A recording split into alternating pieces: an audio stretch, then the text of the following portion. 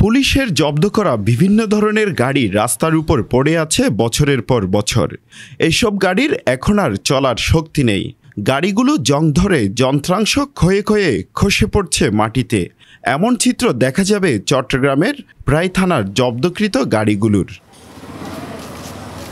শত শত গাড়ি রাস্তার দুই পাশে সড়ক দখল করে থাকায় রাস্তা সরু হয়ে যাওয়াতে তৈরি হচ্ছে যানজট। এলাকাবাসীর চলাচলে ব্যাঘাত ঘটছে প্রতিদিন, এমনকি অনেক সময় ঘটছে দুর্ঘটনাও। গাড়ি দুই দিকে মনে করেন না, অনেক সময় স্টুডেন্ট চলাফেরা করে, মানুষ চলাফেরা করে, ছোটো বাচ্চারা চলাফেরা করে, তো অ্যাক্সিডেন্টের সম্ভাবনা বেশি থাকে। হঠাৎ করে গাড়ি অ্যাক্সিডেন্ট করে অনেকজন, সেজন্য আমাদের এগুলোতে সাবধানতা থাকতে হবে। এখানে দেখা যাচ্ছে যে রাস্তাটা চিকন, এখানে গাড়ি ক্রসিংয়ের সময় অনেক সময় দুর্ঘটনা হয়। আমরা চলাচলের সময় ভুক্তভোগী হই। মানুষকে সাইড দেওয়ার সময় অনেক সময় দুর্ঘটনার সম্মুখীন হচ্ছে গাড়িগুলোর জন্য। এভাবে সড়কের পাশাপাশি মানুষের বাড়ির সামনে গাড়িগুলো থাকায় বিপাকে পড়েছে স্থানীয়রাও। সরকারের কাছে আমরা দাবি করছি, তাই না টানা একটা জায়গা করে দিক গাড়ি ঘোড়া রাখার জন্য।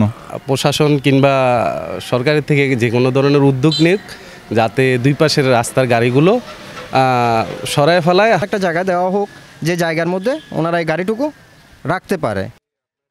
এসব জব্দ করা গাড়ি রাখার নির্দিষ্ট জায়গা না থাকায় বিপাকে পড়েছেন চট্টগ্রাম মেট্রোপলিটন পুলিশও। এদিক সেদিক করে ছড়িয়ে ছিটিয়ে কোনো মতেই গাড়িগুলো রাখতে হয় বলে জানান ট্রাফিক বিভাগ উত্তরের অতিরিক্ত ডিআইজি জয়নুল আবেদিন। চট্টগ্রাম মেট্রোপলিটন পুলিশের নির্ধারিত কোনো ডাম্পিং প্লেস নাই। পুলিশ লাইন্সের পাশে মেইন রোডেও আমাদেরকে অনেক সময় গাড়ি রাখতে হয়।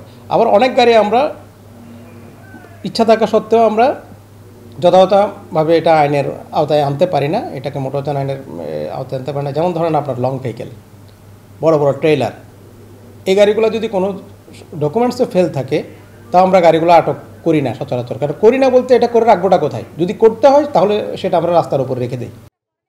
জব্দকৃত এসব গাড়ি রাখার নির্দিষ্ট একটা জায়গা হলে রাস্তায় পড়ে থাকবে না কোনো গাড়ি, বজায় থাকবে ট্রাফিক শৃঙ্খলা। তাই জব্দ গাড়ি রাখার নির্দিষ্ট একটা জায়গা অতীব জরুরি এবং সংশ্লিষ্ট কর্তৃপক্ষের কাছে আবেদনও রাখেন তিনি।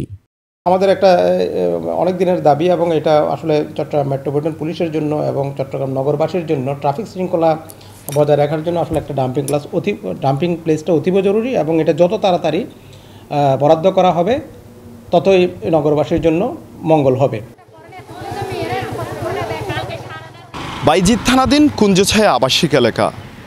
এই এলাকার রাস্তার দুই পাশেই রাখা আছে থানার জব্দকৃত গাড়িগুলো, যার ফলে স্থানীয় এবং পথচারীদের পথ চলাচলে অনেকটা সমস্যা হচ্ছে, এমনকি অনেকেই দুর্ঘটনার শিকারও হচ্ছে।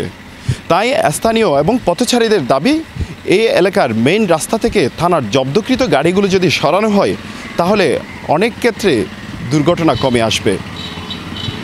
হোসাইন আব্বাস, বাংলাধারা।